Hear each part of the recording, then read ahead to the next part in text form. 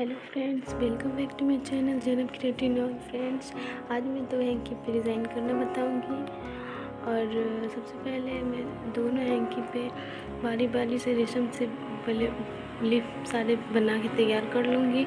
उसके बाद से ग्रीन येलो जो भी कलर आप पिंक रेड लगा सकते हैं वो मैं लगाऊंगी। तो चलिए शुरू करते हैं। वीडियो अच्छी लगे तो लाइक, शेयर और सब्सक्राइब करना ना भूलिए और कमेंट बॉक्स में हमें ज़रूर बताइएगा वीडियो कैसी लगी।